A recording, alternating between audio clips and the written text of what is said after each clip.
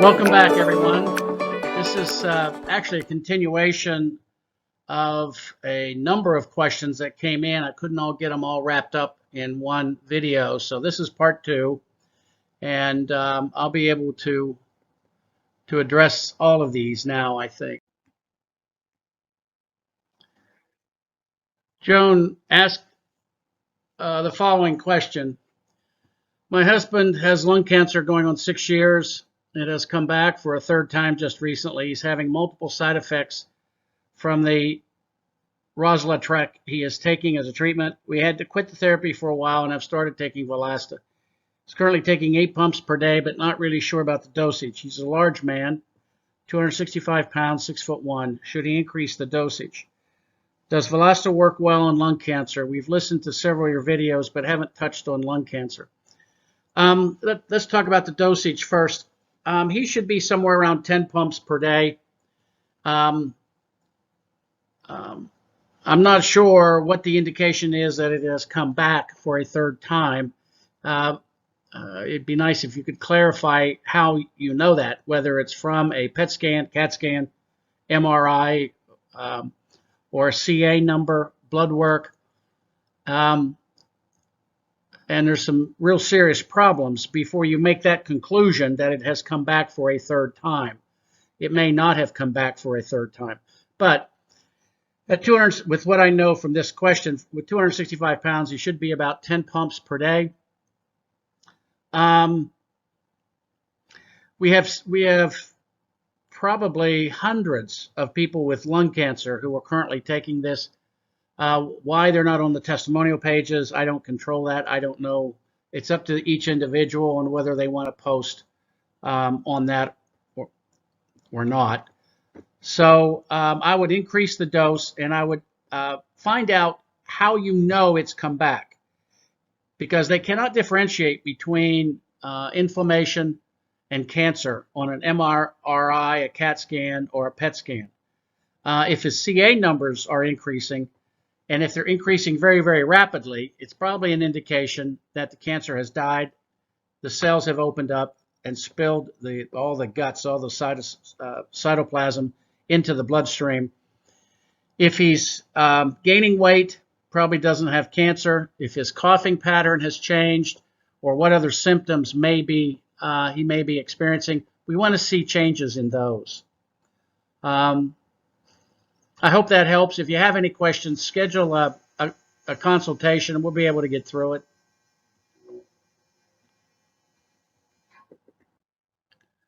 Deborah asked about acute lymphoblastic leukemia and an immune therapy drug here called Ponatinib. I was diagnosed March 2020 with acute lymphoblastic leukemia, Philadelphia chromosome positive. I'm 72 years old. After being off all chemo drugs for 15 months, my leukemia lymphoblastic cells are now showing up in my blood work. The test is called a BCR-ABL P190. I've been taking ValAsta liquid 10 pumps a day for 4 months, and my main question is, a couple of times I've heard you say that when blood work shows cancer cells, it can mean that they are possibly dead cancer cells and not viable cells. Isn't that also true after having used chemo to clear the blood work? And when it returns, doesn't this mean viable cells are now present? Let me answer that one first. Oftentimes we see the same phenomenon when chemo or radiation is used. We can see the CA numbers, the cancer antigen numbers increase. That's why they really don't want to do any testing for probably 4 weeks or so on blood work to let all that sort of clear out.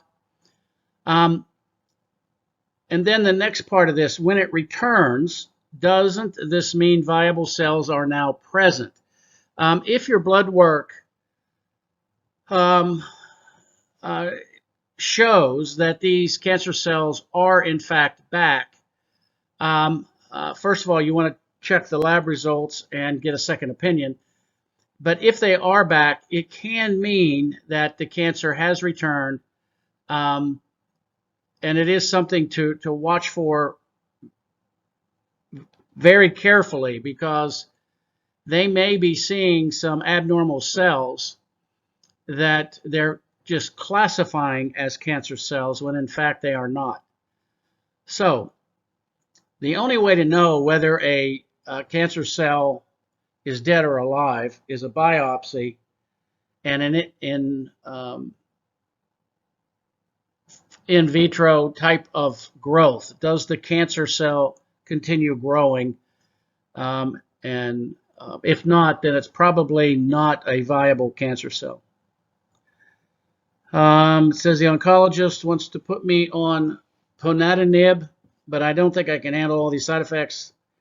Anytime you do an immunotherapy or a chemo treatment, there's always going to be side effects because these are man-made molecules, and they make both the left-handed and right-handed molecule. When they do this, the left-handed molecule is good at killing the cancer. The right-hand molecule will cause, most of the time, some pretty serious side effects.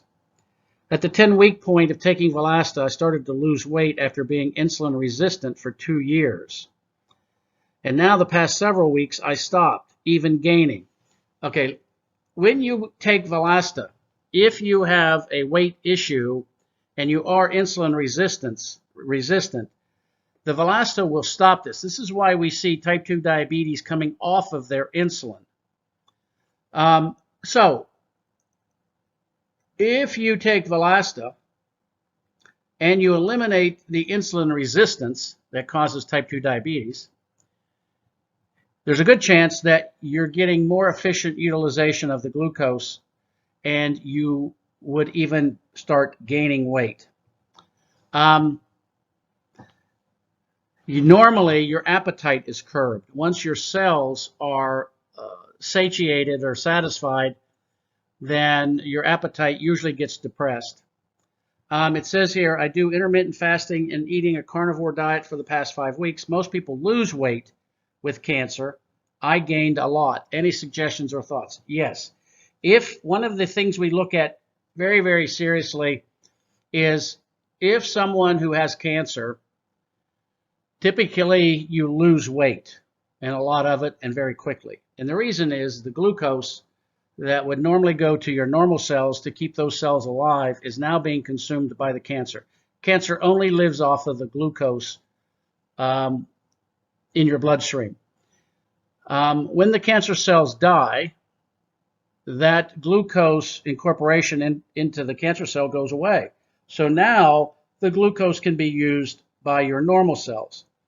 And you'll see your loss in weight decline, and you'll start gaining weight. This is a very, very positive sign that you do not have cancer. Cancer causes weight loss due to glucose consumption. So I hope that helps. Mark asked about prostate cancer, some chemo drugs, KEYTRUDA, contraindications with ValAsta.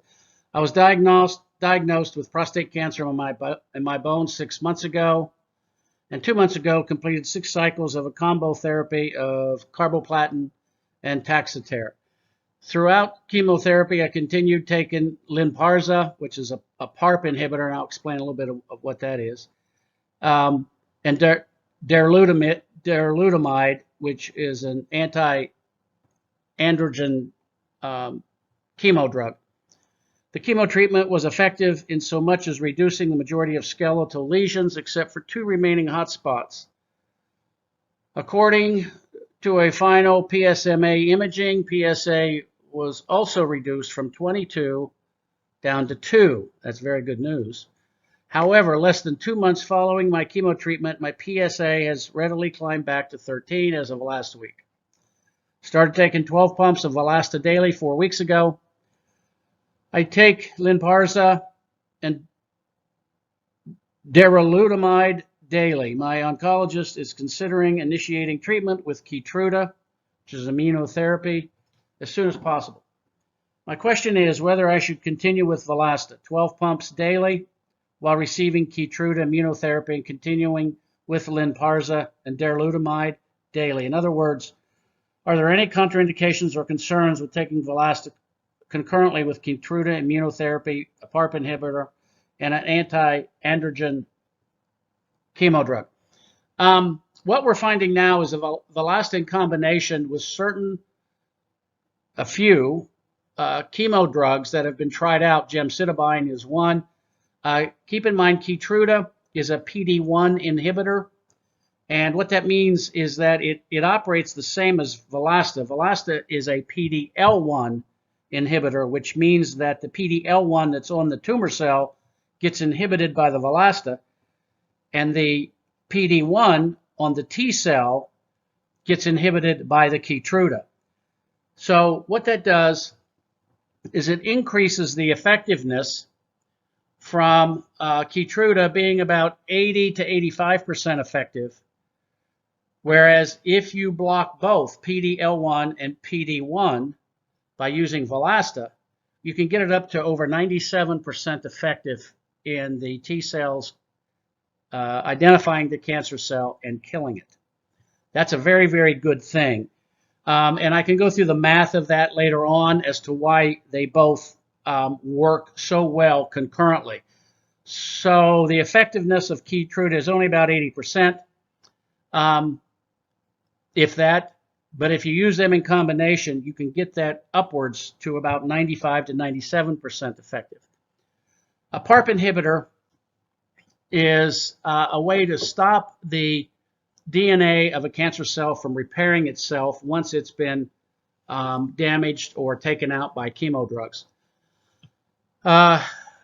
There's three types of DNA repair: BRCA1, BRCA2, and PARP. Normal cells have all three repair mechanisms. Cancer cells typically have only one, and that's called PARP. So when they give a PARP inhibitor, they're downregulating the PARP repair mechanism so that the cancer cell cannot repair its DNA and it will die. So that's why they give the PARP inhibitors. If you're BRCA1, BRCA2 negative on the repair mechanism, and they give you PARP, your normal cells will also die. So that's the concern with doing this, is that chemo can cause DNA mutations in normal cells that may represent with cancer in 1 to 5 years after that type of treatment.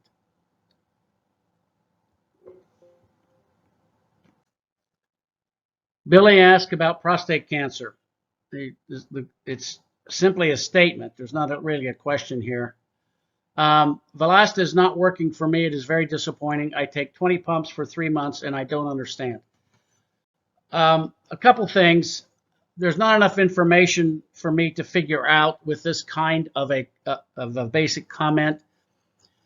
But obviously, you have a reason to believe that your prostate cancer is continuing. It's not clear to me here as to what that is. Is your PSA rising? Not going down? Are you experiencing pain? Are you losing weight? Is your alkaline phosphatase numbers high? So I need to know more information when you write in. 20 pumps is more than adequate for stopping the prostate cancer, if it's going to be stopped. I have a pretty strong implication that the prostate cancer numbers, your C-reactive protein, your inflammatory disease state is markedly reduced at this level. But I need to know what it is you're measuring, because as the cancer dies in the prostate, you'll see an uptick in your PSA. And if that's what you're using to measure, and you have no other symptoms, you have no bleeding, you have no pain, you have weight gain, then it probably, and your alkaline phosphatase is now under 120, you probably don't have aggressive cancer. What you have is cleaning up the dead bodies on the battlefield. And that will, at least in the short term, give you a false positive on your PSA. Kathy asked about ER/PR, HER2 negative breast cancer, Ivermectin, infrared heat saunas, ultrasound therapy. I just started ValAsta. I've had ER/PR HER2 negative breast cancer for 10 years. No chemo or radiation. Was doing okay until COVID. No vaccine, just high stress due to mandates and the like. There's been a fast bump in size and number of tumors. I've been taking Ivermectin for a few weeks, and I'm wondering if I should stop, and can I continue with infrared heat saunas and or ultrasound therapy? Okay. COVID causes a number of problems, and it has a tendency to raise the inflammatory disease state of the pancreas, causing people who were never diabetic to now become diabetic, requiring insulin. The inflammatory response from COVID can manifest itself in a number of ways. Anytime that the interleukin-6 inflammatory chemokine is activated, it can wreak havoc all throughout your body. Now, stress is going to raise your C-reactive protein numbers, and it says here there's been a fast bump in size and number of tumors. This has to be looked at based on your stress level. Stress will create an inflammatory disease state that can be fatal. So it is something to watch very, very carefully. Make sure your CRP is under 3, and I would continue taking the ValAsta. You'll probably see some pretty dramatic effects in the next 30 to 45 days, but make sure that your stress level is under control. There's only so much that ValAsta can do. If the rate at which you're generating the reactive oxygen species exceeds the rate at which ValAsta can neutralize them, usually will end in a disease state. So you need to reduce the generation of the reactive oxygen species by reducing stress, taking the proper diet, a lot of vegetables, low iron, unless you have an iron deficiency, but typically reduce the iron content either in red meats, kale, spinach, heavy green vegetables. It says, I've been taking Ivermectin for a few weeks. I highly recommend you keep doing that, by the way. And I'm wondering if I should stop. No. And can I continue with infrared heat saunas and or ultrasound therapy? They will all add to improvements in blood circulation. They obviously will not cause cancer. And so I cannot tell you not to do this. I can't see a downside in not using the heat saunas or the ultrasound therapy. And with that, I'm going to close. On the next few questions for the next video, if you have some numbers with regard to your C-reactive protein, your PSA, your CA numbers, something that I can address and give you some idea, it would be nice to have a before and after to show trends. If you can share that would be greatly appreciated. But keep the questions coming in, and I hope that this is continuing to be of interest to you and providing information that you can use in the future. Thank you.